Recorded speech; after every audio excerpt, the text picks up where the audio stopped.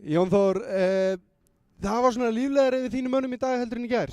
Já, við bara náðum aðeins að drekka í okkur orkun úr fjöllunum hérna fyrir vestan og aðeins að ná úr okkur ferðaþreytinu og svona og undirbúa okkur betur og fórum í sund í Bolungarvík í morgun og sáum Vestra B og Fjarðar B aðeins peppaði okkur upp og þannig að við komum bara ákveðnari til leiks og þetta var bara jafn og bara skemmtilegu leikur og bara hefði getað farið hvort veginn sem eins og margir af þeir leikjum sem við höfum verið að spila sko.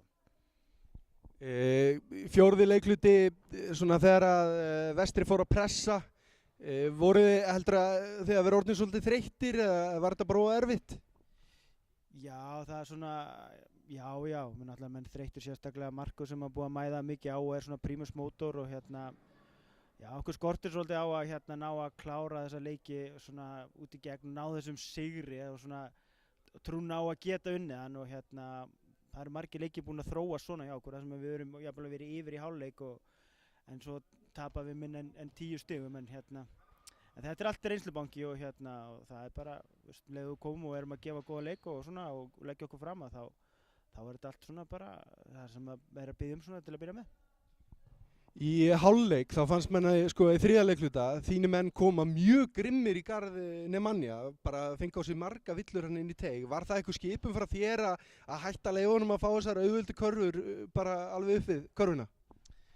Já, það var sko sem kannski ekkert skipun að elta hann sérstaklega sko en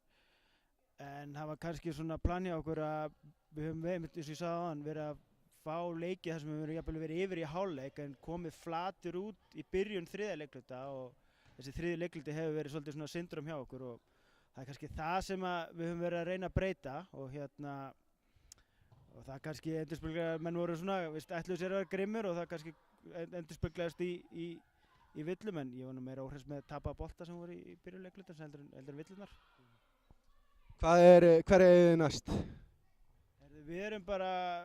Við erum að fara að hitta næst fyrir FSU sem eru með okkur hérna í neðri hlutanum og við bara eigum möguleika að